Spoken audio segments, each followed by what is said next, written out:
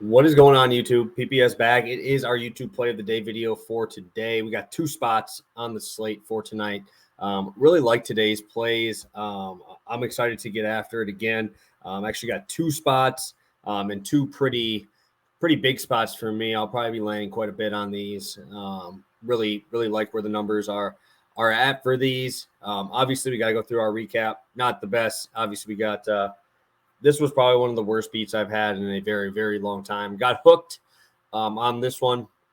We got hooked, and they were at like 61 with 5 minutes left. So both sides could not buy one late in the game, so that was frustrating. Obviously, thought we had this one in the back. I stopped watching with 5 minutes left. So I'm like, all right, we're good here. Need 10 points because obviously Tulane was on at the same time.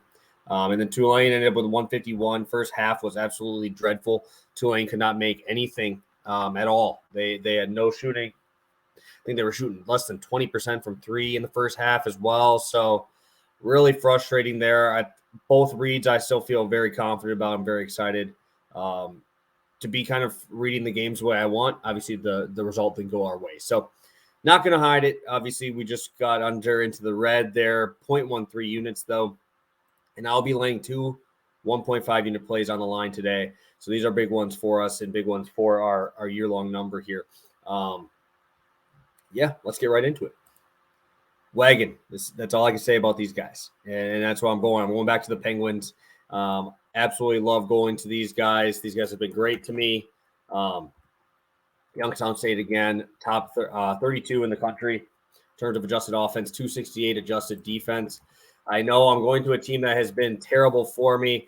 54th adjusted offense for Detroit Mercy, 345 adjusted defense. I'm going to the first half one here because obviously both teams have been scoring extremely well in the first half.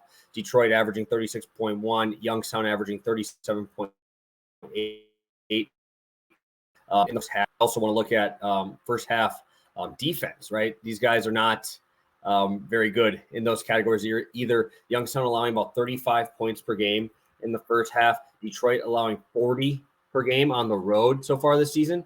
And then if you go to Detroit, they're averaging 35.7 scoring per game, 5 on the day, but they're scoring actually more at home this season, obviously, because obviously they've been playing better there. We look at these two teams, not the best pace, right?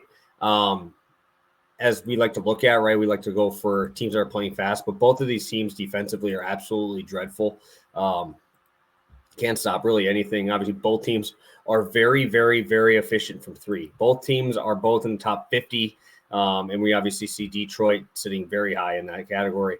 What I wanted to look at here was how bad Detroit was in that first matchup. They scored 63 points, and they shot 8 for 27 from three. Only shot 75% from the free throw line as well. 14 turnovers. Youngstown just had their number there, but this is a huge game, right? This is to keep moving on in the tournament. Obviously, everybody knows about Davis. I think they're going to come out fast. I think they're going to come out hot. I think that's going to be the way to win here, right? If we look at Detroit's last few games, there's more trends-wise. They have been better in terms of the over-under and stuff like that. They're still averaging almost 77 points per game and still allowing 76 points per game. The Titans are actually 7-1 to the over in their last 8 road games. And if we look at Youngstown, they're obviously phenomenal at home, and they're 5-1 ATS against over their last 6 versus a team with a losing record. I think that's obviously a spot that we want to look at there too. But like I said, 40% from three is what we're averaging on the Detroit side, 38% on the Youngstown side. Both sides I expect to shoot better in this game.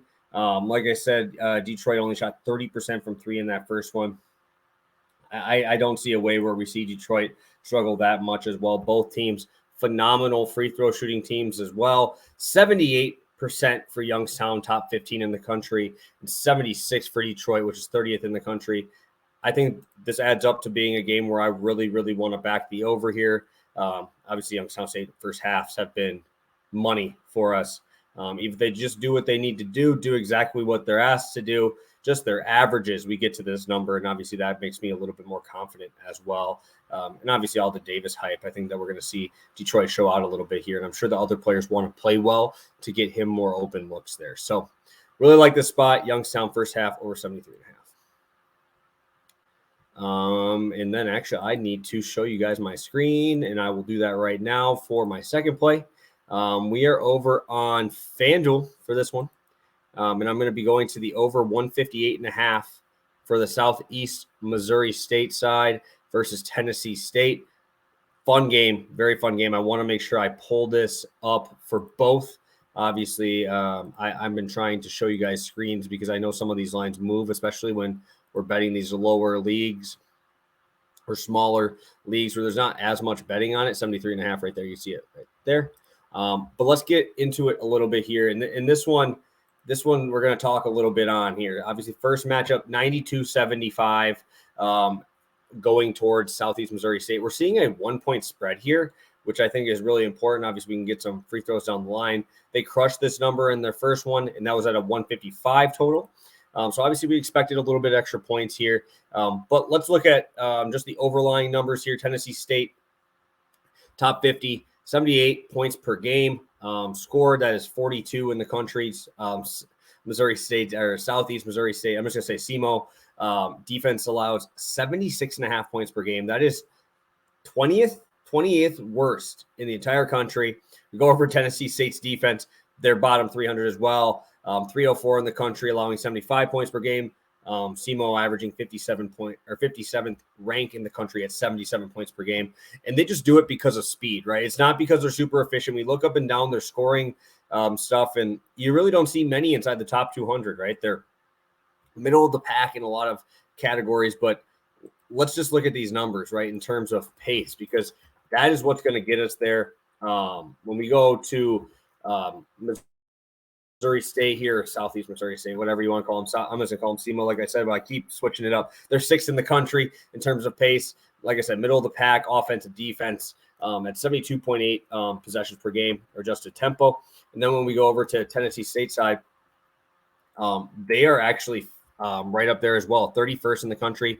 And again, middle of the pack in terms of everything else, in terms of offense and defensive numbers. But this pace is going to be wild. Both of these teams are on a 4-0 over streak. So Tennessee State cleared a 155 total in their last one. They cleared a 159.5 total 2 games ago.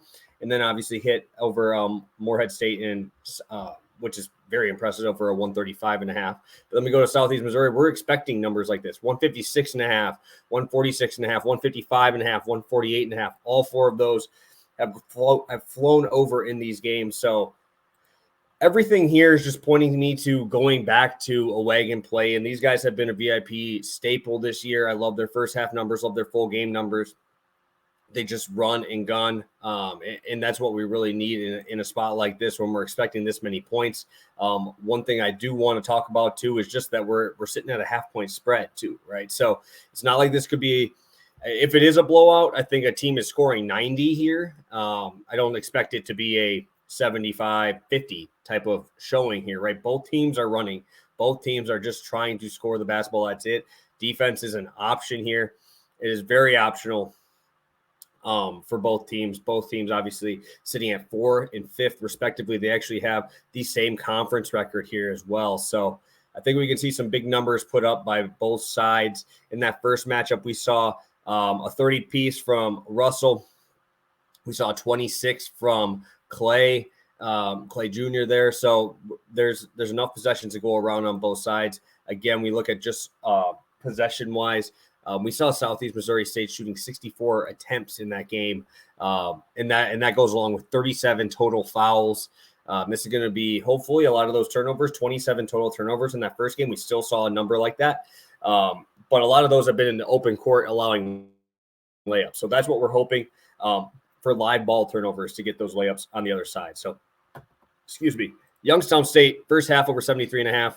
If I had to pick one, I would be taking Southeast Missouri over 158.5 as my biggest play of the day in terms of pick. If I had to go one or the other, I know a lot of you guys messaged me which one you're more confident in. I would lean a little bit more with SEMO here at 158.5, but obviously love both spots. So have a great rest of your day, guys. Conference tournament is upon us. I'm super excited. Let me know if you're tailing, hopefully we'll get both 1.5 unit winners today. So have a good